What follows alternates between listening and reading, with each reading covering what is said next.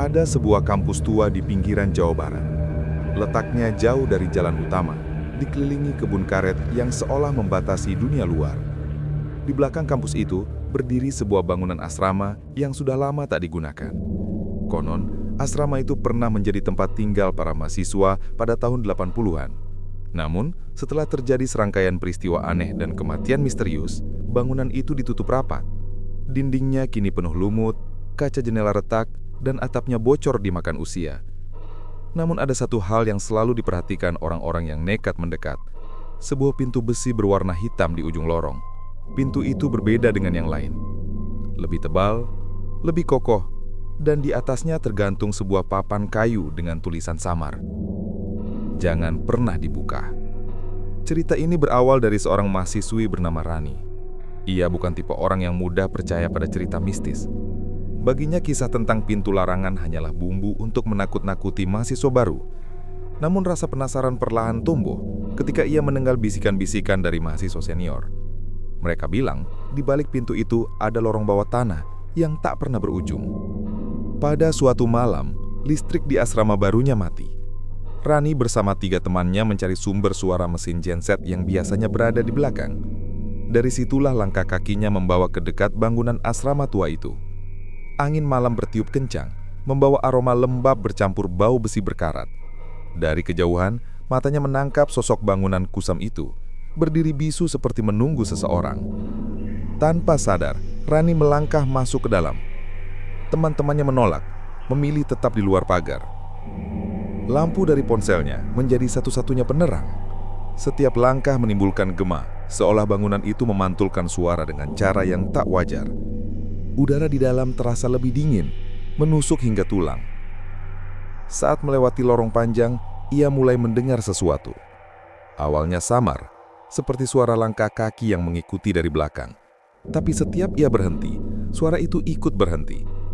Semakin jauh ia berjalan, suara itu berubah menjadi derap cepat. Lalu mendadak hilang, menyisakan keheningan mencekam. Akhirnya ia sampai di ujung lorong. Tepat di depan pintu besi hitam itu. Catnya sudah terkelupas, dan ada noda merah tua yang seolah menetes keluar dari celah bawah pintu. Rani merinding, tapi rasa penasarannya lebih kuat dari rasa takutnya. Ia jongkok, mencoba melihat dari celah bawah pintu, tapi hanya kegelapan pekat yang menyambutnya.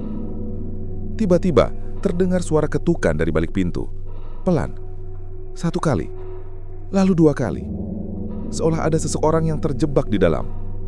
Suara itu kemudian berubah menjadi gedoran keras, disertai suara nafas berat yang terdengar jelas meski tak ada siapapun di sekitarnya. Rani berlagi panik, meninggalkan asrama tua itu. Namun sebelum sempat keluar, ia melihat sesuatu di dinding. Sebuah tulisan yang tak pernah ada sebelumnya, tergores dengan darah yang masih segar. Yang masuk, tidak akan kembali. Malam itu, Rani berhasil kembali ke kamar asramanya. Tapi sejak kejadian itu, ia sering terbangun tengah malam mendengar ketukan pelan dari arah lemari kamarnya. Seolah pintu besi hitam itu tak lagi berada di bangunan tua itu, melainkan sudah mengikuti kemanapun ia pergi. Sejak malam ia mendengar ketukan dari balik pintu besi hitam itu, hidup Rani tak pernah sama lagi. Tidurnya selalu diganggu. Hampir tiap malam, ia terbangun sekitar pukul 2 pagi. Suara itu muncul kembali, 3 kali ketukan, pelan tapi jelas, seakan berasal dari dalam kamar. Namun saat ia memberanikan diri membuka lemari atau menyalakan lampu, yang ada hanyalah hening. Lambat laun ketukan itu berubah menjadi bisikan, samar, hampir tak terdengar, seperti seseorang yang mencoba memanggil namanya dari kejauhan. Awalnya ia mengira itu hanya halusinasi akibat kurang tidur. Tapi semakin lama, bisikan itu makin jelas. Ada nada lirih penuh penderitaan, seolah seseorang sedang meminta tolong dari balik tembok. Kehidupan sehari-harinya ikut terganggu. Saat kuliah, Rani sering kehilangan fokus. Ketika berjalan di kampus, ia merasa diikuti. Sesekali ia mencium aroma besi berkarat yang sama persis seperti di lorong asrama tua. Bahkan di tempat ramai, rasa dingin dari lorong itu kembali menyelimuti tubuhnya. Puncaknya terjadi ketika ia sendirian di kamar. Hujan deras mengguyur malam itu. Angin berhembus lewat jendela yang tak tertutup rapat, membuat Gordon bergerak liar. Di tengah derasnya hujan, suara ketukan itu datang lagi. Bukan dari lemari, tapi dari bawah lantai kamarnya. Pelan, berulang-ulang, seperti sesuatu yang mencoba keluar dari dalam tanah. Rani membeku, tak mampu bergerak. Namun matanya justru menatap lurus ke lantai. Di sela-sela keramik, ia melihat ada cairan gelap merembes keluar. Warnanya merah pekat, berbau amis menusuk. Dengan tubuh gemetar, ia mundur perlahan. Tapi ketika hendak berlari keluar kamar, tiba-tiba seluruh lampu kamar padam. Gelap gulita menelan semuanya. Di tengah kegelapan, ia mendengar suara langkah kaki mendekat. Suara itu berat, menyeret, seakan berasal dari sesuatu yang jalannya tidak normal. Bisikan diri kembali terdengar. Kali ini lebih jelas, lebih dekat, tepat di telinganya. Buka pintunya. Rani menjerit, lalu menyalakan ponselnya sebagai senter. Saat cahaya menerangi kamar, ia melihat sesuatu di dinding. Sebuah bayangan hitam tinggi menjulang. Bentuknya menyerupai manusia, tapi tanpa wajah. Bayangan itu bergerak sendiri padahal tak ada siapapun yang menimbulkan bayangan tersebut. Dengan sisa tenaga, Rani berlari keluar kamar, menyusuri koridor asrama. Napasnya memburu, kakinya hampir terpeleset oleh lantai yang basah. Namun anehnya semakin ia berlari, koridor itu terasa makin panjang. Pintu keluar yang biasanya dekat, kini terasa menjauh tanpa henti. Sampai akhirnya ia sadar, lorong yang ia lewati bukan lagi koridor asrama barunya, tapi lorong panjang yang sama seperti di bangunan tua itu. Lampu temaram menggantung di atas, sebagian padam, sebagian berkelip. Bau lembab menyengat hidung, dan di ujung lorong berdiri pintu besi hitam itu. Rani berhenti, tubuhnya gemetar hebat. Pintu itu kini ada di hadapannya lagi. Meski ia yakin sudah jauh dari bangunan tua, dari balik pintu terdengar suara lirih, tangisan bercampur tawa, suara-suara manusia yang entah berapa lama terjebak di dalam. Tangannya tiba-tiba bergerak sendiri, seolah ada kekuatan yang memaksanya untuk meraih gagang pintu. Udara di sekitarnya mendadak membeku. Suara bisikan semakin kencang, berulang-ulang memanggil namanya. Ketika jemarinya menyentuh gagang pintu yang dingin, sebuah dorongan kuat datang dari balik sana. Pintu itu bergetar keras, siap terbuka. Dan sebelum semuanya benar-benar terjadi, pandangan Rani mengabur. Ia pingsan, jatuh di lantai dingin. Saat terbangun, ia sudah berada di ranjang kamarnya sendiri, dengan pintu terkunci rapat dari dalam. Seakan semua hanyalah mimpi buruk. Tapi ketika ia melihat ke arah lemari, darah segar masih menetes dari celah pintunya. Sejak malam itu, Rani semakin yakin bahwa pintu besi hitam bukan sekadar mitos. Kejadian yang ia alami terlalu nyata. Tubuhnya sering terasa lemas, kulitnya pucat, dan matanya dipenuhi lingkar hitam akibat kurang tidur.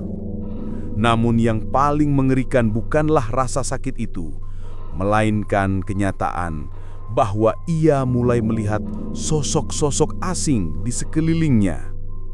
Di kelas, ia duduk di barisan belakang.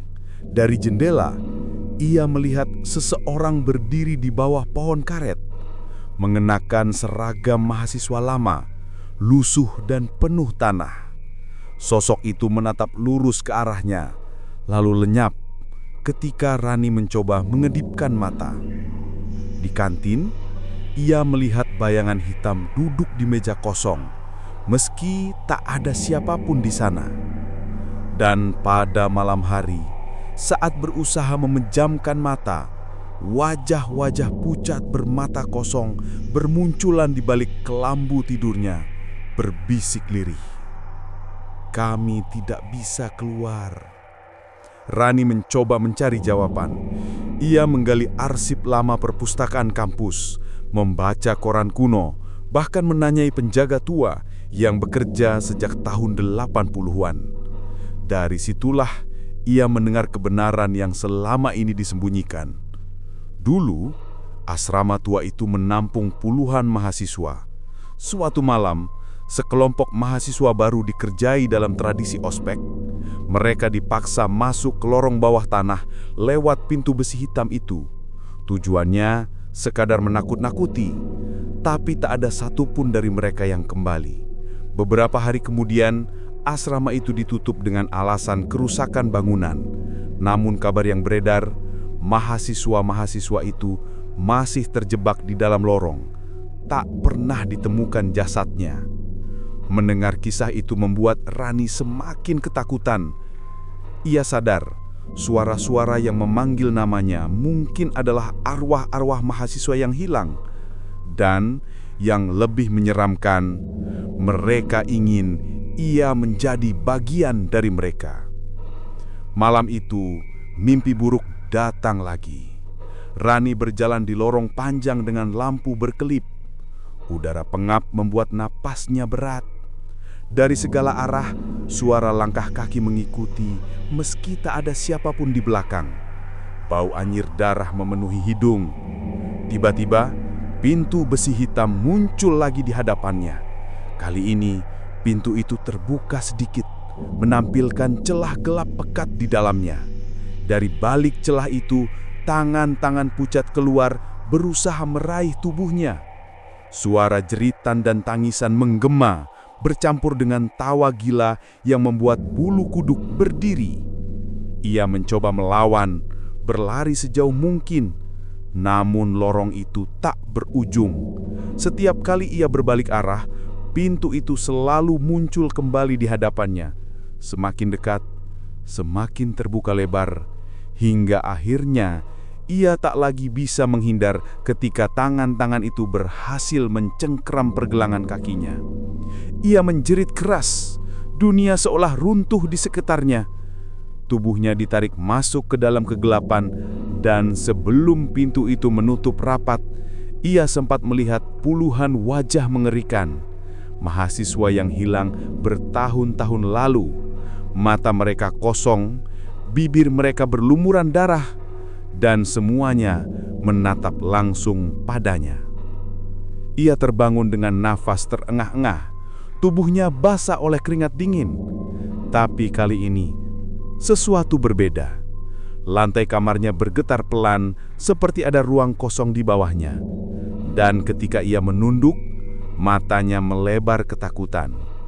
Di bawah kasurnya, terbuka sebuah celah hitam. Bau busuk keluar dari sana. Lorong itu kini benar-benar ada di dalam kamarnya. Lorong itu kini hadir nyata di dalam kamar Rani.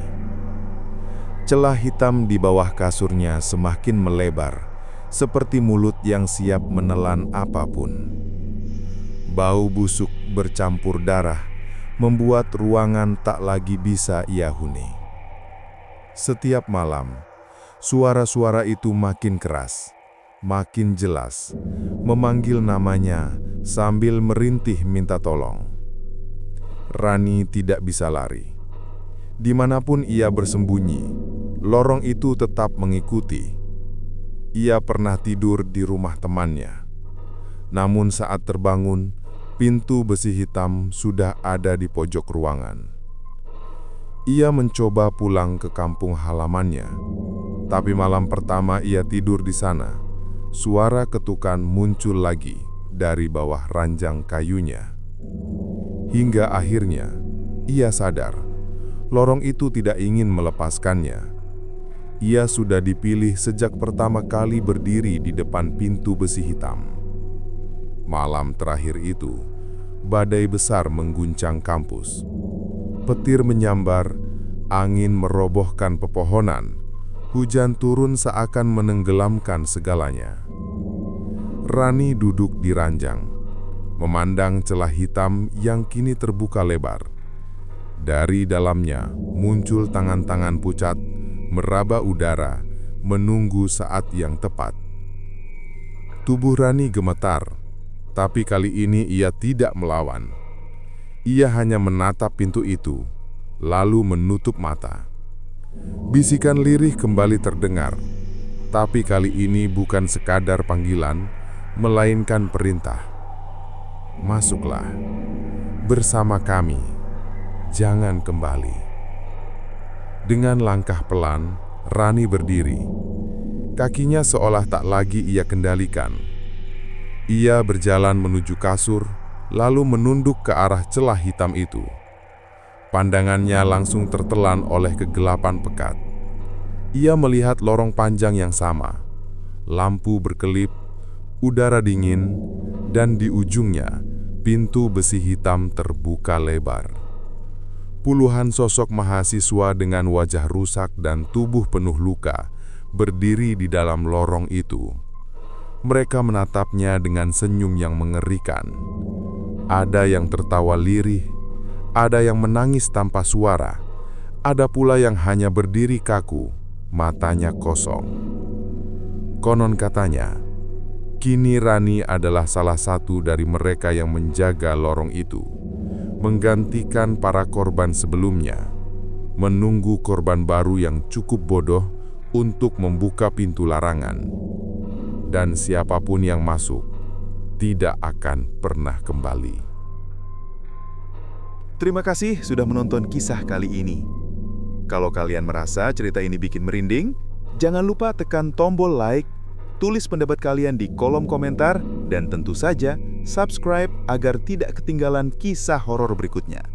Sampai jumpa di cerita selanjutnya. Dan ingat, jangan pernah membuka pintu yang tidak seharusnya kalian buka.